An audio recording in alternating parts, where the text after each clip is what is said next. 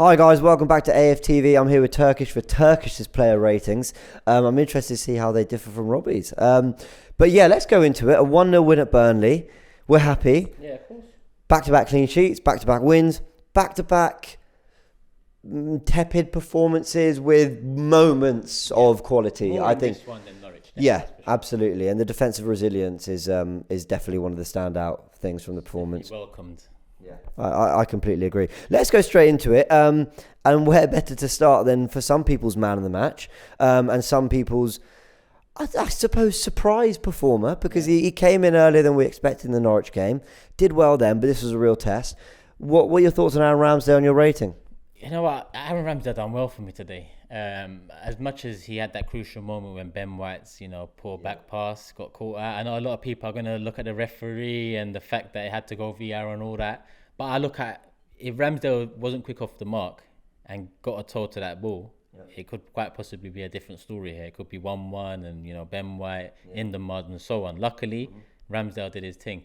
Aside from that, I was looking at crosses into the box, and he done very well with crosses into the box. I didn't see him drop any. I see him very assertive with his catching, and I see him very safe in his catching too. Obviously, it's one game. Well, it's a couple games, but I'm looking at this one in particular with the threat that Burnley and Wood and Barnes posed. So I give Ramsdale an 8 today. Yeah, absolutely deserved. And actually, some of those balls into the box, they really got around him and tried to make it difficult. And there were times I thought, this looks dodgy. And then he was always there for it. So fair play to him. Yeah, no, I completely agree. Listen, I was critical of the purchase in the summer because of obviously Martinez a year before, Leno's situation.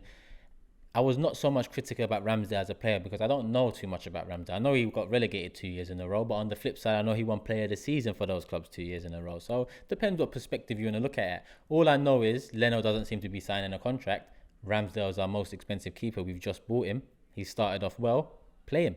Yep, agreed with that. Let's go to another new signing. Takahera Tomyasu started his second game for Arsenal, his away Premier League debut, if that's even a thing. And this is a tricky one. We talked about the aerial duels he won against Norwich, and a bit like with Ramsdale, where he did what was asked of him, we thought, okay, but Burnley's different. How do you think he fared? Yeah, I think his Norwich performance was definitely better, a lot more rounded than this one. Yeah. I didn't think he got in the final third as much as he did against Norwich today against Burnley.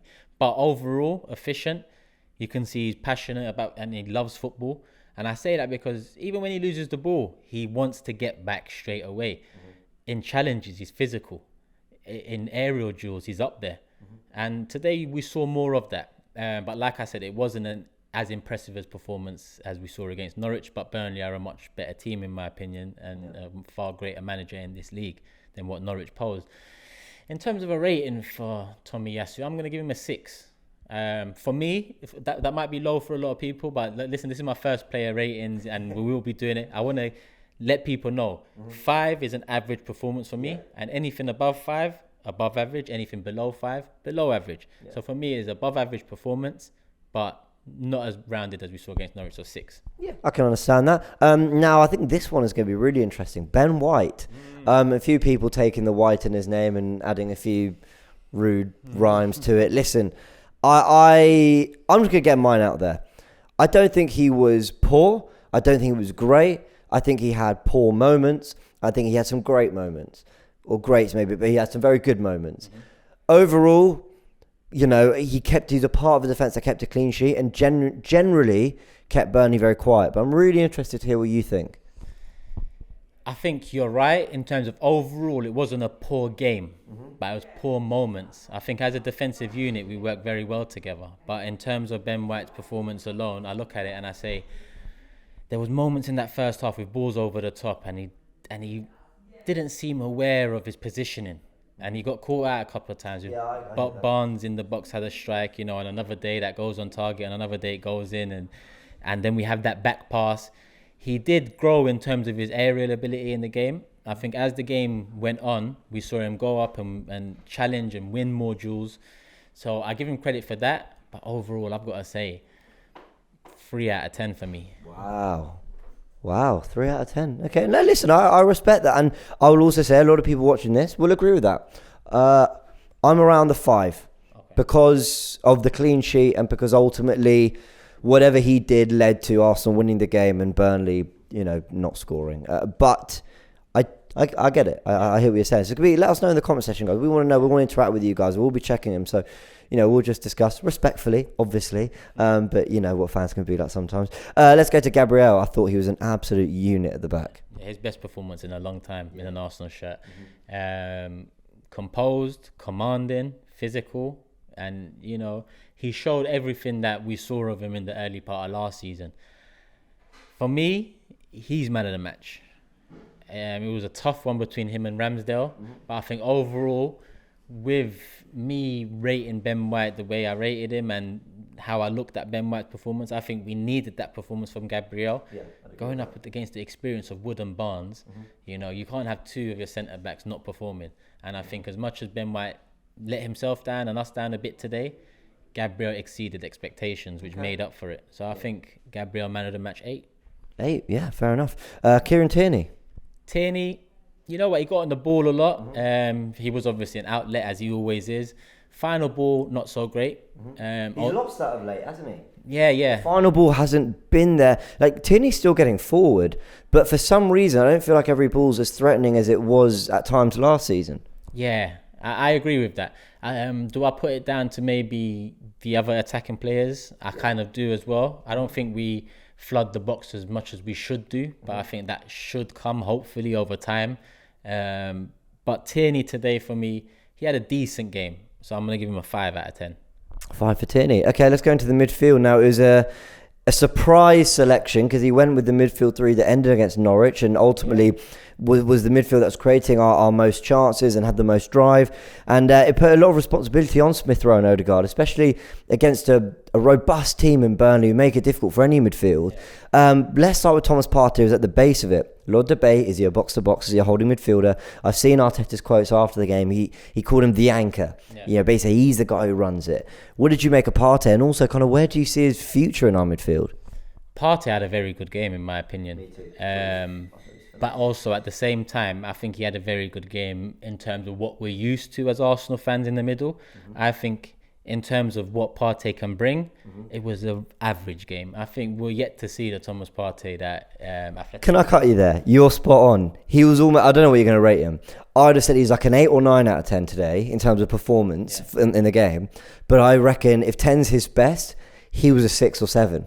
And I completely agree. I know exactly what you're saying. Lee was saying that on full time as well. Yeah, I put 6/7 down. I'm going to give him a 7 because what I like from him today is, as much as Ramsdale aided the transition from the back, Partey was key to that too.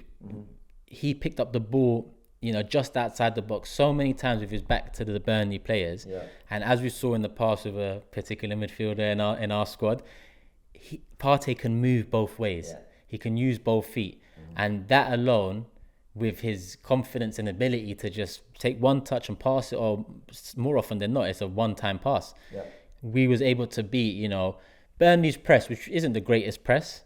But at the same time today, there was moments in transitions that I haven't seen from us this season. And I think Partey was as key to that as Ramsdale was with his distribution. Agreed. Let's go into the other two midfielders, starting with Emile Smith Rowe. Emile Smith Rowe today... Energy, yes. Impact, not so much. I think overall he had a decent game. He's had better. Yeah, agree with that. But I think 5 out of 10 for me. I don't really have much to say about Emile today. I think, number one, it's unfair that there's so much pressure on his shoulders. I agree with that's that. Why I don't want to be too critical. And in all honesty, that's not me holding back because I can't be too critical of him today. It's not like he, let me down. It's just, it didn't click for him today. There was definitely moments where, when I talked about the good transitions, he was key to that. But at the same time, that one bit in the first half sticks out to me when he done great to get out of a little, scuffle between two men on the halfway line, break into the final third, and then his ball to Pepe was just too, no conviction behind it.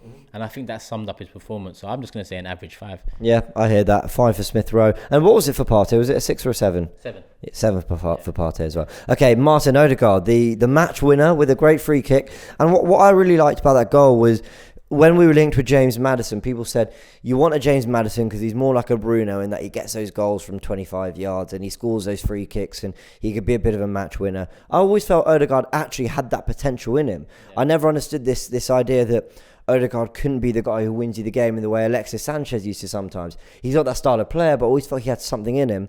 And I'm glad that came out today, and I think he needed that. What was your kind of reflection of his performance? I wanted this for Odegaard because Odegaard came in and it was an underwhelming signing, and I'll agree with that. It was underwhelming because he was part of us last year, and in all honesty, I feel like we should have got the deal done a lot earlier, but then again, we wouldn't have got the value we did, and so on, whatever. We've got him, and because it was underwhelming, there's been criticism about him. Now, we can't forget, he's only 22, 23 years of age. He showed leadership and maturity coming into a side that was abysmal in December, January last season. So I wanted something like this from Odegaard. I think last week when, the ball over the top, Oba took it down, and, if he scores that, we all look at Odegaard, not Aubameyang, because the ball was so good. Today he started and he had the ball over the top to Tierney, and Tierney cut it back and Pepe nearly got at the end of it. If that goal goes in, you look at that pass from Odegaard. It didn't happen.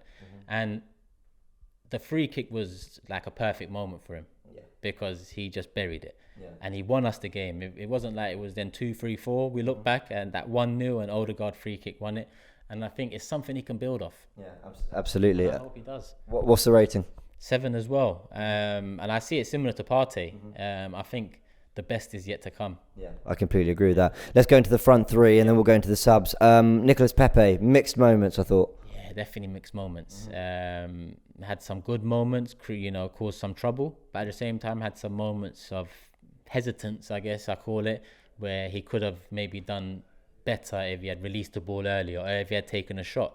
There was a couple of times he cuts in, beats a defender or two, and you want him to shoot, but then the pass comes, the square pass. And then it kind of, when you have a square pass that close to the box with Burnley as a team who defends so deep, you're going to get closed down. Once you beat a man or two, you need to release a shot. We've been waiting from that for Pepe for a while now. So hopefully it comes this season because it's a massive season for him. But today, hot and cold, 5 as well. 5 for Pepe. Bukayo Saka.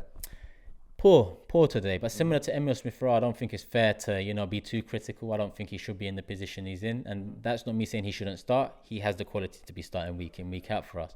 That's me saying we shouldn't look to him as someone that's going to win us every game or have an impact in every game. Let's just let him learn, develop, and let's hope this club protects him and builds around him enough that he's with us when we see the fruits of his and our labour.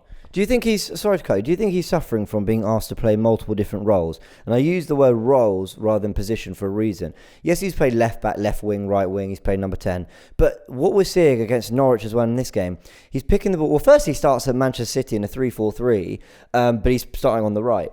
And in this game, he's starting as a left winger, but not in the way, you remember he was racking up the assists because he was bombing down the left, getting balls into the box. He's playing very narrow inside, almost like a third number 10. He clearly wants him, Odegaard and Smith-Rowe to be getting into these pockets. But, is he suffering from just a lot of instruction, a lot of new roles, a lot of adapting? I felt for him. He still, he was key to our goal because he wins the free kick. But I agree, I thought he was poor overall.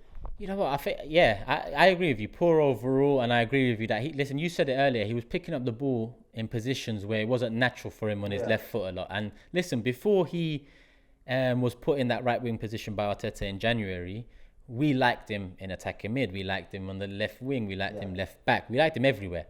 That's because he was performing everywhere. But I think when he hit that right wing spot, he hit the ground running, and we saw the best Saka. I think in his head, he said, this is the position for me. And I think that because it hasn't worked out so far this season for Arteta in the first few games, and that's not only with Saka, the whole team, Arteta's trying to find the, best side. And I think Saka's early, show of talent that he can play in different positions and multiple attacking positions might have led to this kind of change. And I think, in all honesty, he is our best right-sided forward. So I'd play him there. But at the same time, you can see he's tired. At the same time, his workload has been immense from January to the Euros to now. So I'd protect him a bit too. Definitely no minutes against Wimbledon, but I would put him in for Tottenham because he's a Highland boy. He knows what the North London derby is. Very few players do know that at this club. So we need that sort of a player in the side. Rating today 4. Okay. 4 for Bukayo Saka. Pierre-Emerick Aubameyang. Worked hard. I say worked hard, but there was moments where he seemed frustrated and he didn't maybe chase down a lost cause that he could have got. There was especially a moment in was it the first half? I can't remember, first half or second half, when a move kind of broke down where Saka picked it up running into the box, but his touch was a bit wayward. It got tackled and then it went out to the left. If Oba was proactive in that situation, he would have got on the end of that and probably buried it. Yeah. But he was just quite frustrated that the move seemed to have broken down. And those things, for me, with his experience, he should know to be there, especially in the form he's in. Just go and put it in the net. However you need to, like Norwich, put it in the net. Yeah. So for me, worked hard, but equally showed frustration. Below average 4 again. Okay. Now let's fly through the subs. The first one was Lokonga. Listen, with the subs, we can do them all in one. 5 out of 10 for all of them. Okay. I didn't see much. I think, Lokonga had about half an hour. He came on. The game didn't change too much. So I think average 5. Maitland-Niles got 15 minutes and did well though. Came on for Partey and actually we didn't miss Partey. Yeah, no, Maitland-Niles actually. There was a few moments defensively he covered well. There was actually a couple of moments, but I'd still say 5 because that's what I expect. The bare minimum is cover. Tavares' late run and his strike. I was tempted to go up a little bit, but I thought, you know what? I think it's fair to just say all 5s and keep it at that. And as we said, 5 is average. You came on, you did fine. Exactly. I know 5s can sometimes come across as quite low, but no, I hear what you're saying. Okay, the manager. That's a good one. I forgot this comes. The manager. All right, so the lineup today, happy with it. It was interesting. If any change I would have made, it would have been Lokonga for Emil Smith-Rowe or Odergaard and have them sit. But you could say it worked. Like I said, there was moments in transition that we showed something we haven't shown this season. We won 1-0. The chances were there. Yeah, it could have been 2-3. It could have been, a comfortable victory, and we could be talking, 10 out of 10 for Arteta. But I think the lineup was good. The substitutions, he made an early sub, which is unusual of him. What should I give Arteta today? Burnley away, he went out and he was bold and brave in his team selection. He got the 1-0 win. Managed Partey's fitness well, I thought, just bringing him off with after 70 minutes. Yeah. Smart. And it's a game he didn't win last season. Yeah. I'm going to give him a 7 out of 10. 7? Yeah, I'd agree with that. And then the referee, who did have to resort to VAR at the end. Well, I'd say at the end, 25 minutes ago or so. What do you think? Listen, apparently the angle the ref sees it at, I didn't see the angle he saw it at. People can understand that he gave the penalty. But I think, it is what it is there. But the fact that VAR asked him to go check the monitor and the fact he had to look at it a few times, that brings his rating down. So it's not the initial giving of the penalty. I can understand that. Right, fine. But what I can't understand is VAR should be saying, nah, mate. Well, I'm doing phone, but, it's nah, mate. Yeah, it's not a penalty. But instead, they're saying, you might need to go check it. He's gone to check it. He's looked at it 3 times. I'm sure this Anthony Taylor, a few weeks ago, looked at the monitor once and gave someone a red card. Yeah, maybe. I know. I think I know what you're talking about. Far more dubious decision than this one. So I think, Anthony Taylor and VAR combined, 2. I love that the refs never get away with it. Yeah, whether it's you, Robbie, when Troops was doing them, whoever. Yeah, no, I agree. And also when, just the one thing I'll say on this, I'm not trying to defend Xhaka because his red was a red against Man City. But when Xhaka gets the ball and it's the action that gets him sent off, and the ref doesn't check it, nothing. And listen, I think it's a red, but I also think it's very worthy of a look from the referees. And with this one, it's kind of, let me hang around for 10 minutes. Oh, do I have to check it really? Or let me look at it for 5 minutes to see if there's anything that could, back my decision. Yeah. And eventually, it's so clear. We're all saying it. It's blatant. It's a great tackle, and they seem so reluctant, but they did. It's not a penalty, mate. Over and out. That's all it should have taken. I know, but ultimately they got to the right decision. So yeah, all right, all right. Well, look, Turkish, you enjoyed your first player ratings? Yeah, like I'm glad to have started with a win. Otherwise, people would have been like, he's only started because we've lost. Yeah. I've started with a win. There's some good ratings there, 8s and 7s. I think if we lost, you'd have had me sort of. Listen, I would have had them all like, get this guy off AFTV. He's too negative. Like, I've had enough. Anytime I watch Turkish, I click off. I'm tired of it. Oh, Turkish. Well, look, big smiles for me, big smiles hopefully for all of you because we've won. Let us know what your ratings are in the comment section. Hit a like on this video and subscribe to the channel if you haven't yet, and check out all the content that's coming out across Sunday, Monday. We're going to have Tactical Insight, we're going to have Biased. We can enjoy the football this weekend. We can actually, I'm looking forward to some good games. Yeah, we're going to go have a little watch of them now. Thanks for joining. As always, check out all the content coming out and we will see you soon. Thanks, Turkish.